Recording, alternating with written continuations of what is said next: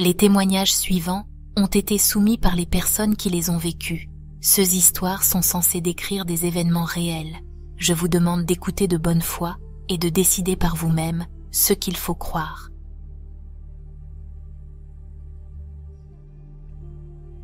Quand j'étais à l'école primaire, mon père a déménagé dans un autre état et j'étais dans un état d'esprit très vulnérable.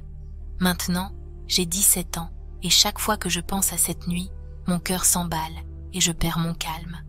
Ma mère et moi venions de dîner avec des amis de la famille.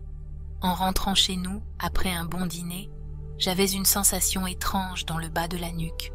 Je ne cessais de regarder derrière la voiture en m'attendant à voir quelque chose. Il n'y avait jamais rien. J'ai mis cela de côté, étant du genre silencieux, je n'ai rien dit à ma mère. Dès que je suis rentrée chez moi, j'ai ressenti la pire peur de ma vie. Je suis allée m'asseoir dans ma chambre en essayant de me calmer pendant que ma mère allait aux toilettes. Alors que j'étais assis là, j'ai entendu une voix me dire « Tu n'es pas seule ». La voix était apaisante, mais dès qu'elle a dit ça, j'ai compris pourquoi j'étais tendue. La voix avait raison, je n'étais pas seule. Quelqu'un, ou plutôt quelque chose, se trouvait dans ma maison. J'ai attrapé ma petite hache que j'avais à l'époque et je suis allée vers la porte des toilettes en criant « Maman, quelqu'un est dans la maison !» Elle a immédiatement ouvert la porte et m'a regardé dans les yeux, puis a vu la hache. Nous avons continué à chercher dans la maison et n'avons rien trouvé. Nous avons appelé nos amis qui avaient dîné avec nous et ils sont venus. L'un d'eux avait une sensibilité spirituelle comme moi. Nous sommes descendus au sous-sol, il était déjà 23h30. Quand nous y sommes arrivés, j'avais froid, plus froid que jamais, et pourtant je vis en Alaska. Cet endroit est déjà froid, et je n'ai jamais ressenti autant de froid. Je ne pouvais pas bouger, et tout le monde était bien. Je leur ai dit à tous, je ne peux pas bouger. Ils m'ont tous regardé, et celui qui était sensible aux choses spirituelles m'a dit, il te retient. La panique s'est emparée de moi, et à partir de là, mes souvenirs deviennent flous. La personne sensible s'est assise sur le canapé et a dit « Laisse ce garçon tranquille, viens à moi à la place ». Incapable de bouger, j'ai ressenti un afflux de froid dans mes jambes et j'ai fait 2 pas en avant. Comprenez bien que je ne pouvais pas me déplacer moi-même. J'essayais depuis longtemps. Il était maintenant 1h30 du matin. J'ai fait ces pas et j'avais toujours froid. Je regardais la personne sensible avec crainte et je leur ai dit que ce n'était pas moi qui avais fait ces pas. Elle a de nouveau dit « Viens à moi, je l'ordonne ». Soudain, j'ai été envahie par la chaleur et je suis tombée à genoux. Elle est tombée malade, si malade qu'elle a failli s'évanouir et avait un mal de tête si intense qu'elle ne pouvait pas ouvrir les yeux. Nous sommes remontés lentement à l'étage et nous sommes assis sur le canapé du salon. Tout était sombre mais les lumières étaient allumées. J'ai supplié d'appeler le pasteur de notre église, mais ils ont tous refusé car il était 2h30 du matin. Nous avons donc appelé mon père. Il n'a pas répondu, alors nous avons appelé mon frère qui vivait avec lui. J'ai entendu sa voix ensommeillée dire « Allô ?» J'ai réagi rapidement. « Donne le téléphone à papa. » J'ai crié de panique, alors il l'a fait. « Qu'est-ce qui ne va pas, mon pote ?» a demandé mon père. « Il y a quelque chose qui essaie de nous posséder », ai-je dit au téléphone. J'ai entendu la télévision s'arrêter et mon ancienne belle-mère dire « Qu'est-ce que c'est que ça ?» Mon père a repris le téléphone et a dit « Fiston, nous allons prier. » Je lui ai dit que c'était ce que je voulais faire aussi, alors nous avons commencé notre prière. Il a prié pour que la main de Dieu protège notre maison et demande à une légion d'anges de venir repousser ceux qui se trouvaient là. Dès qu'il a fini de prier, la maison s'est illuminée d'une luminosité que je n'avais jamais vue auparavant. J'ai vu la chose la plus terrifiante que j'ai jamais vue. Des centaines de petites créatures d'environ 1 mètre de haut, vêtues de manteaux noirs, ont commencé à crier et à hurler en sortant par les fenêtres. J'ai simplement cessé de réagir. Mon père est resté au téléphone un peu plus longtemps pour me calmer et remettre tout le monde sous contrôle. Nous sommes tous allés nous coucher peu de temps après, vers 4h du matin, et je n'oublierai jamais la terreur et le froid que j'ai ressenti cette nuit-là.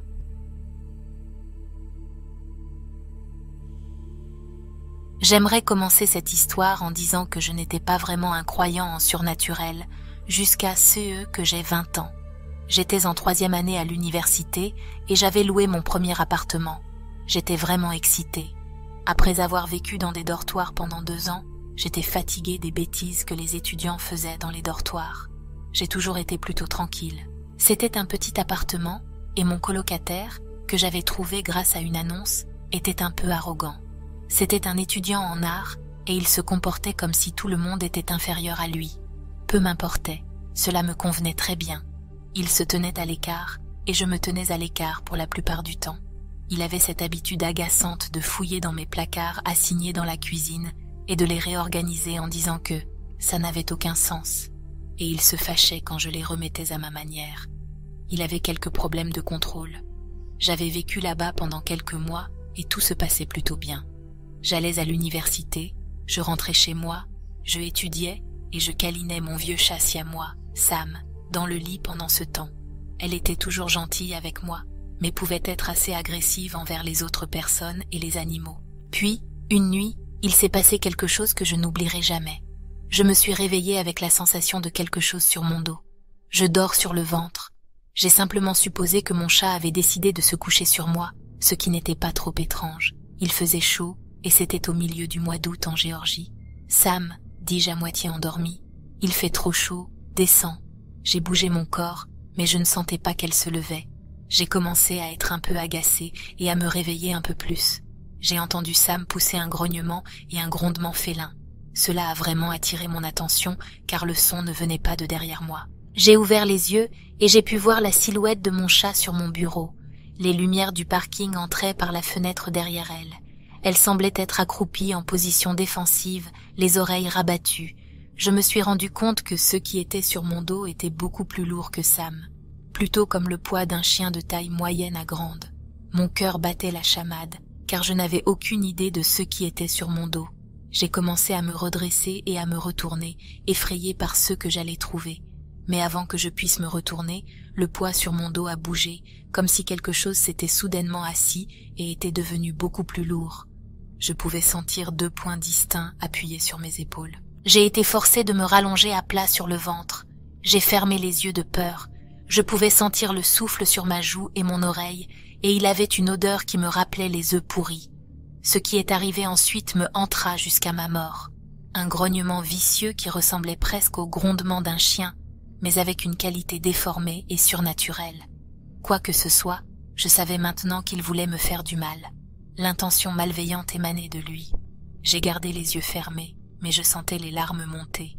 Je vais mourir, ai-je pensé. Étant donné que je suis étudiant en sciences, je me suis toujours considéré comme plutôt agnostique que religieux, mais j'ai été élevé catholique, et à ce moment-là, la seule chose à laquelle je pouvais penser était de prier. Je suis un peu honteux de l'admettre. Cela me donne l'impression d'avoir été lâche, de me laisser faire plutôt que de me battre. Mais je m'égare. Alors j'ai récité la première prière qui m'est venue à l'esprit. Probablement la même prière qui vient à l'esprit de tout le monde, le Notre Père. J'ai commencé la prière et je pouvais sentir le souffle sur ma joue à nouveau, alors qu'il poussait un autre grognement, et je pouvais sentir son poids s'appuyer davantage sur mes épaules. Mes yeux sont restés fermés. J'avais à peine prononcé les 2 premières lignes de la prière quand j'ai soudainement senti le poids se dissiper. Il ne s'est pas envolé, il a simplement disparu, lentement. J'ai gardé les yeux fermés. Pleurant, j'ai terminé la prière. Quand je les ai ouverts, je pouvais toujours voir mon chat sur mon bureau, accroupi là, clairement en colère contre quelque chose. J'ai tremblant tendu la main vers ma lampe de chevet et l'ai allumée. J'ai regardé par-dessus mon épaule, puis je me suis retournée. Rien. Je suis sortie du lit et je suis allée jusqu'à la porte de ma chambre. Elle était toujours verrouillée. J'ai vérifié mon placard. Vide. La chambre était étouffante, encore plus que d'habitude en été, alors j'ai allumé le ventilateur. Je n'ai pas réussi à me rendormir cette nuit-là. Le lendemain, j'ai dit à mon colocataire que je voulais faire venir un prêtre pour bénir ma chambre et la maison. J'ai inventé une histoire sur le fait que c'était une tradition irlandaise de bénir sa maison, car je ne pouvais pas lui dire ce que j'avais vécu. Il était furieux que je veuille faire venir un prêtre et a dit que c'était stupide. Comme je l'ai dit, c'était un peu un jerk, mais cela m'importait peu. Je lui ai dit que nous resterions en dehors de sa chambre et que je lui ferais savoir quand le prêtre viendrait au cas où cela le dérangerait trop d'être là. Et j'en suis restée là. Je ne dirais pas que cette expérience a fait de moi une personne religieuse, loin de là, mais je dirais certainement que cela m'a rendu beaucoup plus ouvert d'esprit aux concepts spirituels et métaphysiques, comme les fantômes et les démons.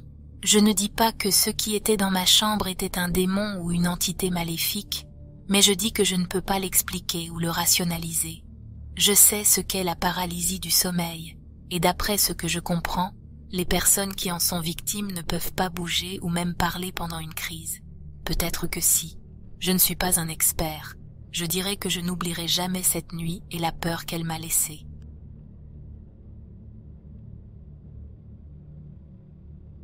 Quand j'étais enfant, ma famille semblait attirer des choses étranges et effrayantes. Étant jeune, je ne comprenais pas vraiment ce qui se passait. Des objets s'allumaient tout seuls, des choses étaient lancées, et des verres et des assiettes se retrouvaient éparpillés dans la maison. À l'âge de 11 ans, j'ai assisté à un épisode violent où ma mère est tombée par terre en tremblant violemment. Maintenant que je suis plus âgée, je réalise que c'était sa première overdose, et malheureusement, ce ne serait pas la dernière.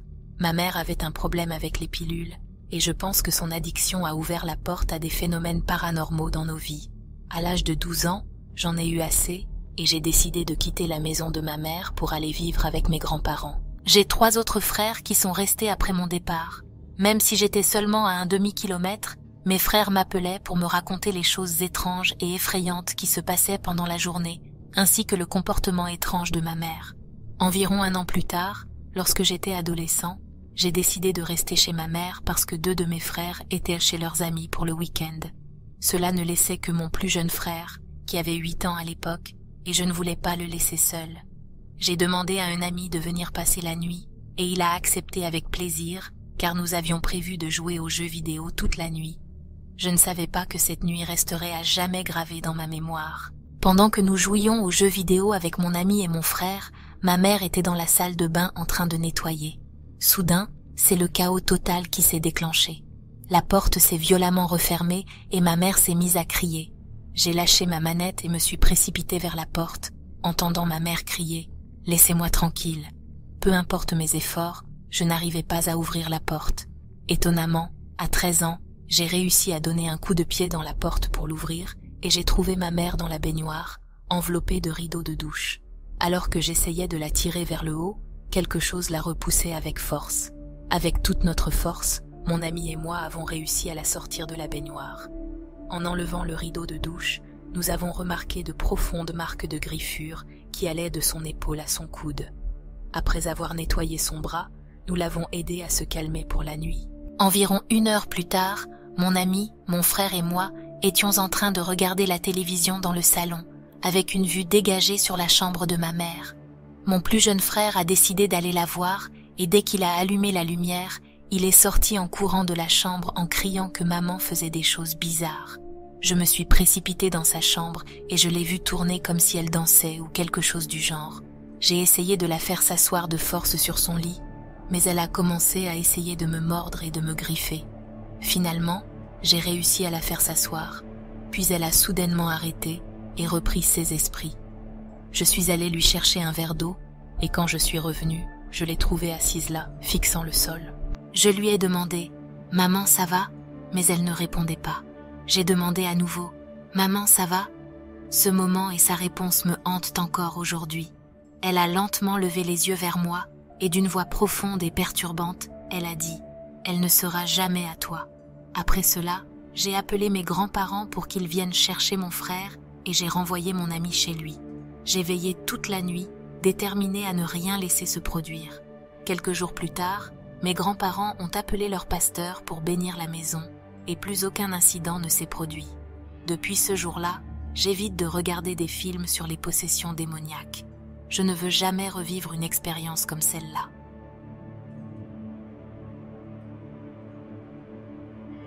Merci d'avoir regardé et merci à tous ceux qui ont si courageusement partagé leurs histoires avec nous aujourd'hui.